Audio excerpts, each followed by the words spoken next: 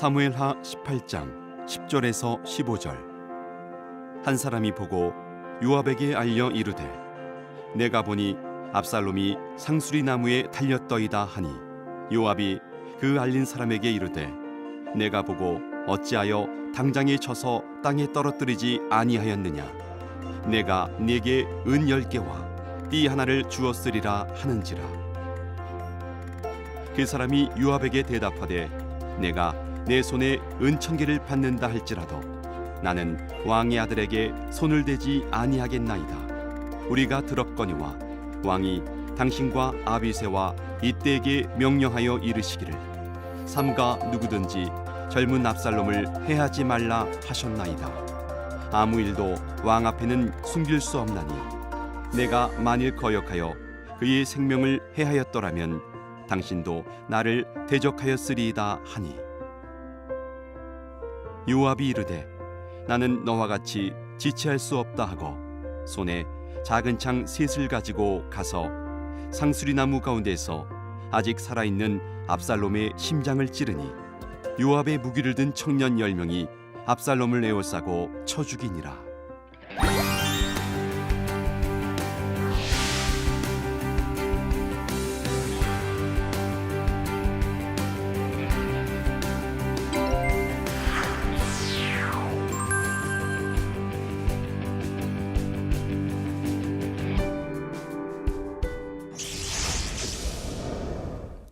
안녕하세요. 아름드리 교회 이재천 목사입니다. 우리 사무엘하 다윈 이야기 10번째 시간입니다.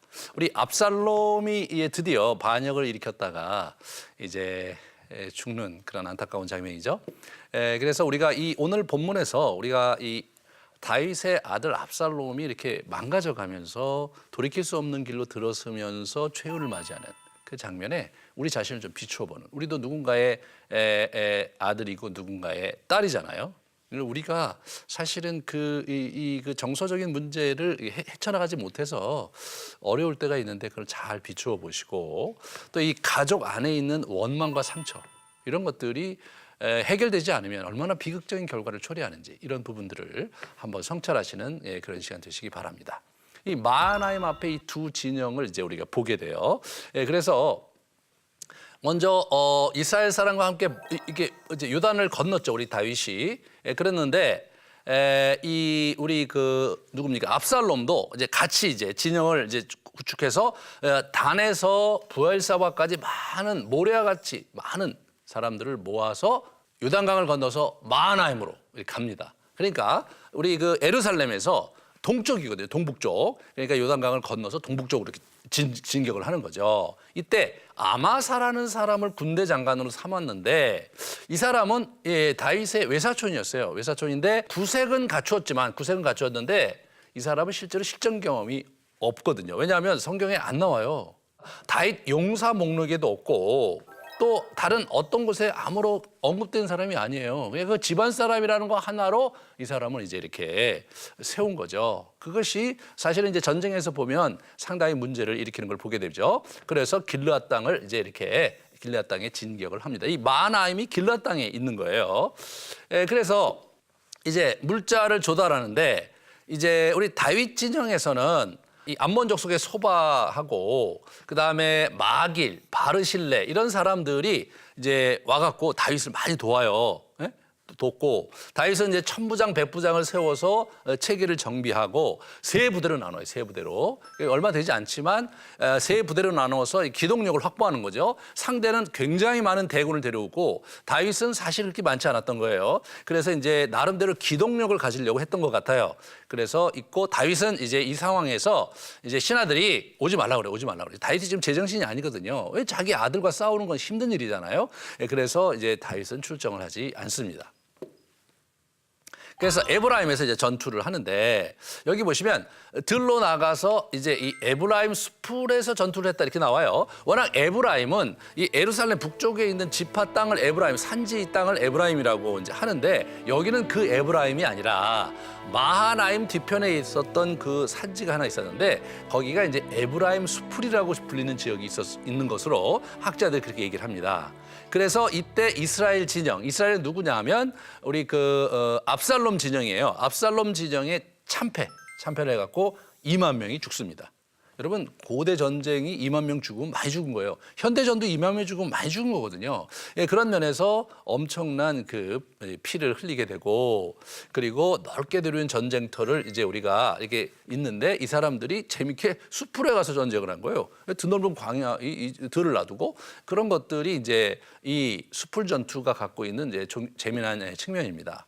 왜 이 사람은 왜냐면 이 압살롬 지형은 워낙 그 모래알같이 많은 군사들이 이제 진격을 해나간 거죠. 그러니까 어떻게 되냐면 들에서 싸워야 돼요. 처음에 전쟁이 들에서 시작됐거든요.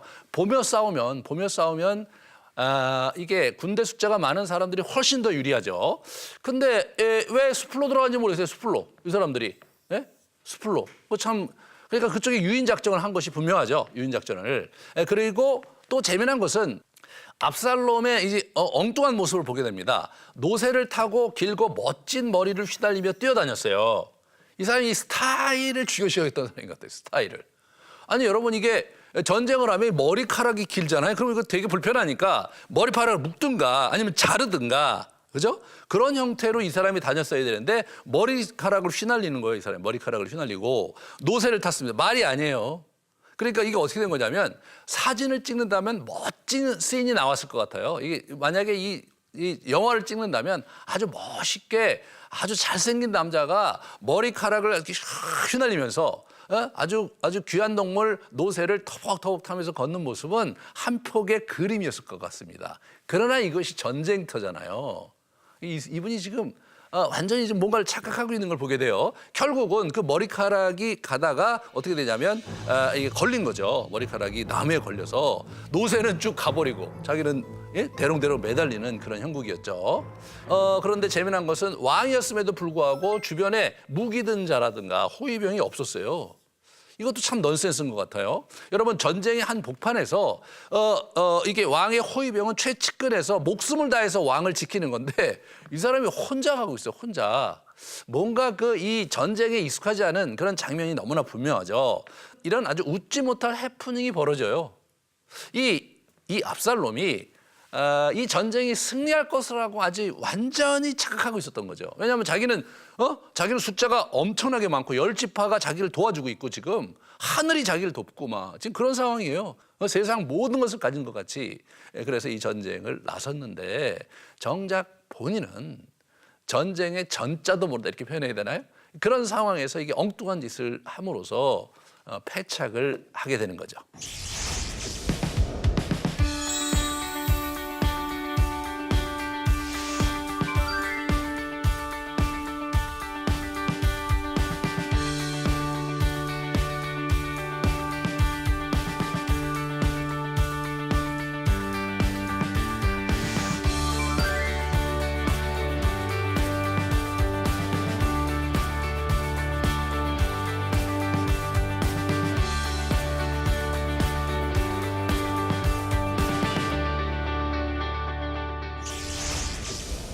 그러자 압살롬이 이제 대롱대롱 매달리자 요압이 이제 그걸 가만두지 않습니다. 이 다윗은 이 요압과 아비새와 이떼 이 세 부대로 나눴거든요. 세 장수예요. 요압과 아비새와 이떼 가드 사람 이떼 이떼 이 세 사람을 이제 세 진영으로 만들고 보내면서 나를 위하여 젊은 압살롬을 너그러이 대우하라. 죽이지 마라 그거죠. 예, 그런 얘기를 했어요. 사람들이 다 들었어요. 그런데 요압은 이 사람은 처음부터 압살롬을 살려둘 마음이 전혀 없었던 것을 보게 돼요. 그래서 매달려 있다고 그러니까 자기 부하들한테 왜 안 죽였냐 이렇게 나오고 왜 안 죽였냐 말이에요. 예. 요압은 압살롬이 위험한 놈이라는 걸 알고 있었어요. 지금 용의주도하게 반란을 일으켰잖아요. 또 어떻게 튈지를 몰라요. 그리고 과거에 왕이 이제 압살롬을 만나주지 않고 있었을 때 자기도 중간에서 어떻게 해볼 도리 없이 이제 차일피일 압살롬을 만나는 걸 미루고 있었을 때 압살롬이 우리 요압의 밭을 불태우면서 자기를 불러냈거든요. 이 사람이 수단이 보통 대단한 수단이 아닌 거죠. 그래서 이제 압살롬을 죽일 생각을 이분이 하면서 아예 그냥 더 이상 후한을 없애게 하겠다. 그렇게 전략적인 판단을 했던 것 같이 느껴집니다. 그런데 우리가 이 압살롬의 반역을 단순히 부자지간의 싸움으로 이해해서는 안 돼요. 이 압살롬이 아버지를 치고 싶었어도 자기 배후 세력이 없으면 그건 불가능한 거잖아요. 압살롬은 당시 정치적 지도를 잘 읽고 있었던 사람이에요. 머리가 아주 비상한 사람이잖아요. 지방에서 올라오는 사람들을 자기가 대하면서 그들의 얘기를 들으면서 지방의 지금 상황이 정황이 어떻고 또 왕에 대한 불평이 어떻고 이런 걸 충분히 알고 있었던 사람이고 그런 상황을 은밀히 이제 이렇게 이용해서 네트워크를 만들고 있었던 사람이니까 이 사람이 대단한 사람이죠. 그래서 이 사람은 뭐냐면 이 반 다윗 전선이 형성되고 있었다는 걸 알고 있었어요. 북이스라엘 지파 10지파가 사실은 다윗을 그렇게 마음으로 아주 심정적으로 동의하고 있지 않았다, 따르고 있지 않았다는 걸 알았기 때문에 그것을 이제 힘을 이렇게 규합을 시키는 것을 보게 되고 그리고 이스라엘 백성과 다윗 부하들이 전쟁이 되어버린 그런 판국으로 이제 쭉 이제 가는데 압살롬이 죽어야 반란이 일단락될 것이라고 판단했던 것은 사실은 자연스러운 판단이었는데 다윗은 그러지 못하고 있었던 것이죠. 다윗은. 그래서 이제 압살롬은 죽이는 것이 포상할 일이라는 것을 이제 밝히는 거예요. 우리 누굽니까? 요압이. 그죠? 은 10개와 띠 하나를 주겠다 이렇게 얘기하는데 당시 은 10개가 1년치 봉급에 해당했다고 그래요. 1년치 봉급. 굉장히 큰 거죠. 여러분 그 고대의 이때 전쟁이요. 전쟁을 나가서 이기면은 거기서 이제 전리품을 자기 걸로 갖게 되는데 이 전쟁은 동족들이 벌이는 전쟁이기 때문에 전리품을 가질 수가 없어요. 근데 이게 이 거금을 준 거죠. 이게 일반 병사 입장에서는 이 거금을 거머쥘 수 있는 기회를 딱 주면서 그러면서 이제 이 사람을 죽이려고 이제 하고 있죠. 그래서 병사들의 입장에서는 지금 어떻게 됩니까? 왕명을 거역할 수 없는 것 아니냐. 이제 그런 부분에서 병사의 말을 한마디로 이제 일축하는 걸 이렇게 보게 되죠. 그런 거예요. 그러니까 이제 이런 면에서 그 병사들의 입장에서는 왕의 마음을 챙기는 그런 형태로 심정적으로 왕이 뜻이 그러니까 어떻게 우리가 왕자를 죽이겠냐 이런 생각을 이제 하고 있었지만 그러나 요압은 절대로 그렇게 생각하지 않았습니다. 그래서 자기가 먼저 단창 3개로 심장을 찔렀고 이때 무기 가진 사람들이 같이 그걸 찌릅니다. 같이 그렇게 함으로써 누군가 혼자 찌르지 않았으니까 그리고 첫 번째 요압이 죽였으니까 요압이 모든 걸 책임을 지는 거죠. 그래서 하는데 이제 압살롬의 장례식을 이제 사람들이 다 이렇게 모여서 이렇게 압살롬이 죽었으니까 모여서 볼 거 아니에요. 뭐 성대하게 치른 것처럼 이렇게 여겨지죠. 사실 뭐 성대한 건 아니죠. 굉장히 슬픈 거죠. 하지만 사람들은 많이 모였어요. 그 당시 반역자 매장 관습이 이제 고대 근동에서 이렇게 보시면요. 아수르 문헌에 보면 아수르는 저희 그 메소포타미아에 있던 제국이에요. 이 반역자들을 처벌하는 방법에 있어서 통상 시체를 매장하지 않고 말뚝에 맨 채 이렇게 꿰치게 놓아뒀다고 그래요. 지금 이제 그런 면에서 이 장면을 이제 이렇게 보면은 약간 유사한 어떤 분위기를 볼 수가 있고 왜냐하면 압살롬이 먼저 이렇게 나무에 매달려 있었다. 거기서 죽임을 당했다. 그렇게. 그래서 이제 신명기에 보면 그를 죽여 나무 위에 달거든 어떻게 됩니까? 나무 위에 밤새도록 두지 말고 그날에 장사해라. 그래서 이제 장사를 한 거고요. 그다음에 율법의 부모를 거역한 자는 돌로 쳐 죽이도록 규정을 했어요.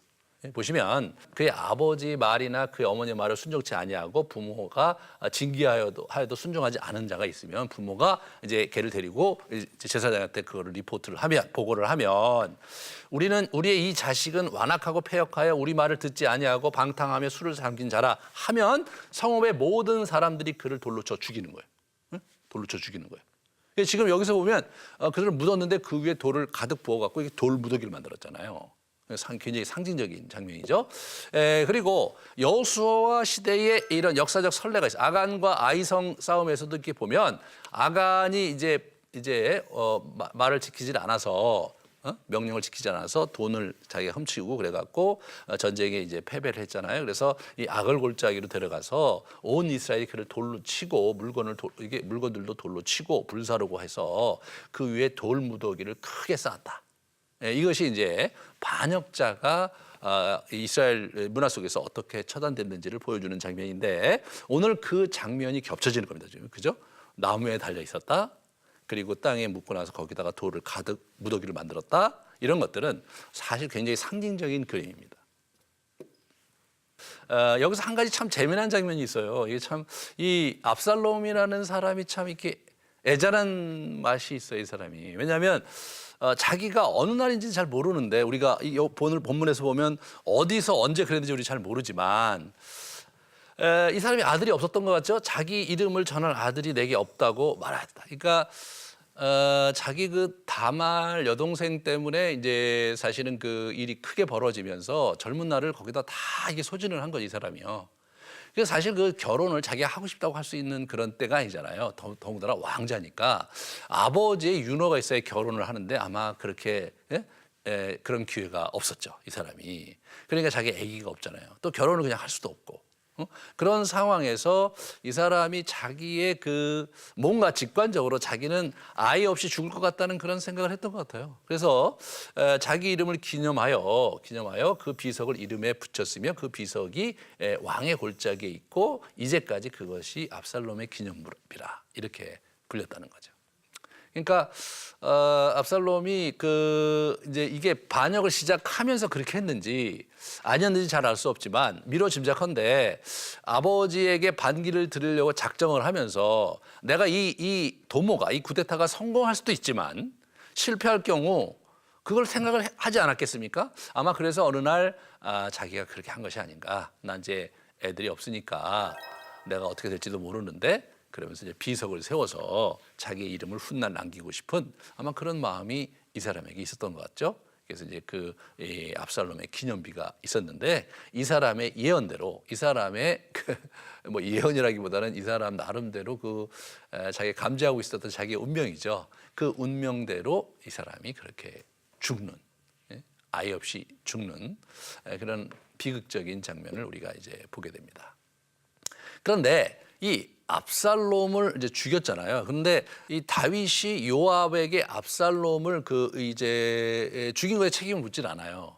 왜냐하면 압살롬이 죽인 것은 정당한 것이니까 나중에 이제 왕상 2장에 가면 자기가 왕위를 솔로몬에게 물려주면서 요압을 조심해야 되는데 이 친구가 계속해서 나를 반역했다. 그러면서 그 사람을 제거해야 될 이유를 얘기하는데요.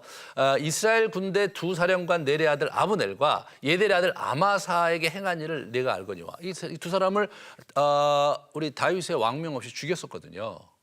그리고 압살롬도 죽였다 이 얘기가 없어요. 그러니까 요압이 압살롬을 죽인 것에 대해서 다윗 자신도 요압의 잘못이라고 생각을 안 했던 거죠. 왜냐하면 마땅히 죽어야 될 자가 죽은 거라고 받아들인 거예요. 이제 객관적으로는. 하지만 슬펐던 거죠. 많이 슬펐던 겁니다.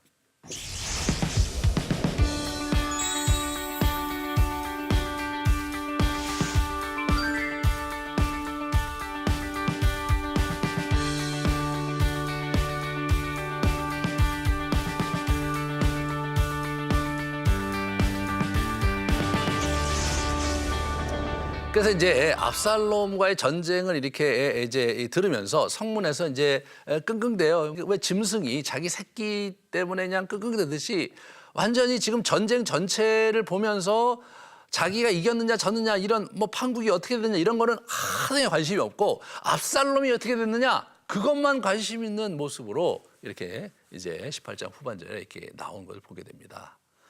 이 사람이 전쟁에 출정할 때 자기를 안 가고 성문 옆에서 지켜보고요. 전쟁 소식을 그 성문 두 문 사이에 기다리고 있었는데 학자들에 의하면 이 바깥쪽 성문과 안쪽 성문 있고 그 사이에 재판석 혹은 왕자가 거기 있었다는 거예요.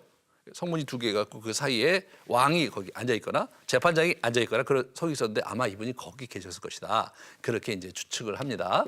그래서 이제 사독의 아들, 사독은 누구냐 하면 지금 대제사장이에요. 사독의 아들 아히마아스, 이 사람이 또 재미난 사람이에요. 소식을 전하러 오는 거예요. 요압이 야 이게 무슨 기쁜 소식이랴 네가 그걸 전하냐. 오늘은 왕이 네 소식을 듣고 절대로 너 잘했다고 그러지 않을 거니까 너 가지 마라. 그리고 이제 이 구수 사람은 그 북아프리카 사람이거든요. 이 사람은 흑인이겠죠.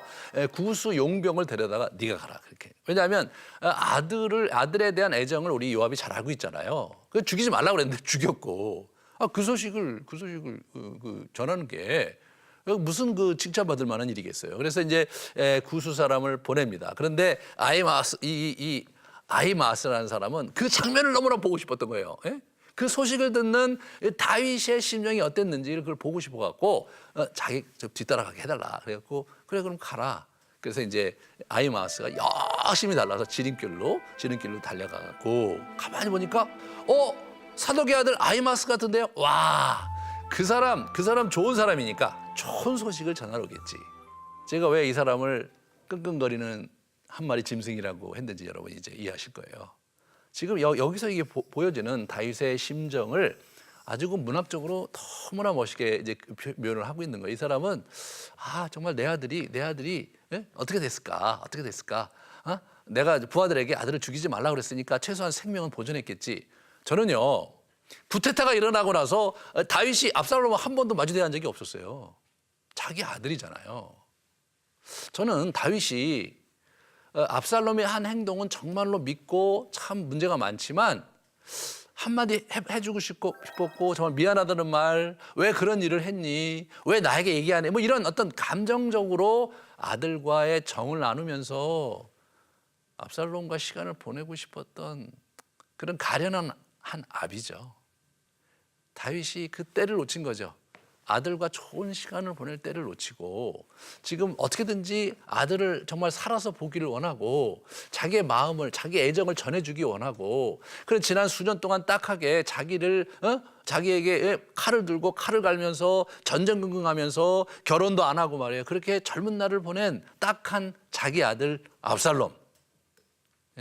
그 압살롬을 이 사람이 얼마나 힘들었겠습니까? 전전긍긍하면서 그렇게 이제 우리가 이 사람이 압살롬 소식을 기다린 것을 보게 됩니다.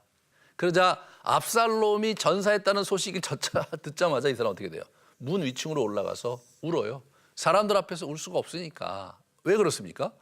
지금 전쟁에서 이겼잖아요.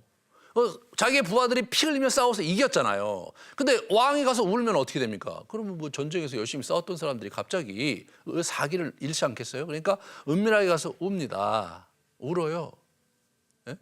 어떻게 죽었는지 이런 거 안 물어. 어떻게 죽었는지 그래 내 아들 압살롬이 어떻게 죽었냐 묻지도 않아요. 또 물은들 뭐 하겠어요? 아들이 죽었는데 어떻게 죽은 거 알으면 또 뭐 하겠어요? 가서 우은 거죠. 울었는데 이 사람이 가서 엉엉 울면서 자기가 이제 자기 압살롬을 이제 얘기를 하잖아요. 내 아들 압살롬아, 내 아들 압살롬, 내 아들아. 뭐 이렇게 표현을 했기 때문에 사실 이제 여러분이 이렇게 보시면 제가 그래서 여기 히브리어 음을 그대로 따왔어요. 정확한 발음일지는 제가 모르지만 이렇게 번역을 할 수 있거든요. 베니. 이 베니가 내 아들입니다, 여러분. 내 아들. 이게 느낌이 좀 다르죠? 베니 이렇게 나온 거예요. 베니 압살롬. 좀 약간 구성지죠. 베니 압살롬, 베니 압살롬, 베니. 이게 이 사람의 아주 통안에 그 가슴 아픈 그 마음의 절규가 이렇게 지금 배어나고 있는 거죠. 베니 압살롬, 베니 압살롬. 혹시 여러분 가운데 자기 자녀와 관계가 어렵고 힘든 사람이 있다면, 그리고 어떻게 해야 될지 정말 몰라서 말을 안 하고 계시는 그런 상황에 있는 분들이 있다면 참 이런 모습을 이렇게 보면서 뒤늦게 화해할 찬스도, 또 아들이 다시 재기해서 아름답게 자기 인생을 살아가는 것을 볼 찬스, 그런 기회를 갖지 못한 채 그렇게 여러분의 인생을 이렇게 망가뜨리지 않기를 저는 간절히 이렇게 여러분에게 간청을 합니다. 이게 참 얼마나 안타까운 일입니까, 여러분? 그래서 우리 자신의 잘못으로 인해서 압살롬이 망가져갔고 결국은 압살롬이 수많은 사람의 목숨을 해하고 동족 상잔의 비극을 가져오게 하고 결국은 비참하게 죽으면서 마지막으로 여러분 자기와 대화도 할 수 없는, 이게 여러분 자식이 죽는 것은 땅에 묻는 것이 아니라 가슴에 묻는다는 말이 있잖아요. 자기가 죽고 자식이 살아야죠. 이런 부분에서 이 다윗이 겪어야 됐던 아픔은 대단했을 것이라고 생각이 되고요. 이것이 결국은 앞으로 거슬러 올라가면 암논의 이야기를 넘어서서 밧세바와 동침하면서 하나님께 징계를 받는 그러한 하나님의 언지를 들은 이후에 결국은 그것이 그렇게 진행되는 것인데 거기에 사실은 애꿎게 압살롬이 희생이 되는. 만약 자기가 조금 일찍 알아차리고 자기가 좀 더 지혜롭게 대처했다면 압살롬의 반역은 막지 못했어 할지라도 압살롬을 살릴 수도 있었을 텐데 이 사람이 그 기회를 놓친 거죠. 그 기회를 놓친 겁니다. 돌이킬 수 없는 길을 가고 만 것입니다. 우리 인생에 정말 우리가 하나님을 섬기고 아름답게 우리 인생을 살고 싶지만 그러나 때로 우리는 우리가 원하는 그런 아름다운 삶을 살지 못할 때가 있을 수 있다는 것이죠. 다윗과 같은 위대한 인물도 스스로 자기의 길을 분별력 있게 가지 못했을 때 그런 정말 슬픈 대가를 치루었듯이 여러분과 저도 그럴 수 있다는 사실을 우리가 두려움으로 우리 자신을 성찰하고 주님 앞에 깨어서 살아가는 여러분 되시기를 바랍니다. 이 장면에서 우리가 이 부모와 자식, 이 미움과 원망을 풀지 않고 살아가는 거, 이게 참 위험한 겁니다. 여러분 우리가 이제 그 미움과 원망 이런 건 다 가까운 사이, 특히 가정 내에서 일어나죠. 이게 이런 상처가 뭐 직장이라든가 또는 사회생활하면서 그런 일이 일어났으면 그냥 그걸 떠나버리면 되잖아요. 하지만 가족은 그 평생 함께 하는 거 아닙니까? 이것을 우리가 정말 잘 슬기롭게 풀어가야 되겠다. 이 매듭을 주님의 도움으로 잘 슬기롭게 풀어가지 않는다면 우리가 이런 아픔을 겪을 수밖에 없다. 그것을 명심하시고 기도하면서 풀어가시기 바랍니다. 우리 가족에게 상처를 주고도 무분별하게 행동하는 거. 이게 다윗이 그런 거 아니에요. 그렇게 함으로써 엄청난 대가를 치르게 됐는데 여러분이 정말로 가족관계가 문제가 있었다고 생각하면 기도하면서 치유와 회복의 길로 여러분들이 나와주시기를, 그렇게 해서 복된 여러분의 인생을 살아주시기를 주님의 이름으로 축원합니다. 다음 시간에는 결국 이걸로 끝나지 않고 이 뒤에 이어서 세바라는 사람이 반역을 일으키면서 또 다른 후유증을 앓게 됩니다. 그걸 함께 나누면서 다윗의 이야기를 계속 진행하도록 하겠습니다. 긴 시간 수고하셨습니다.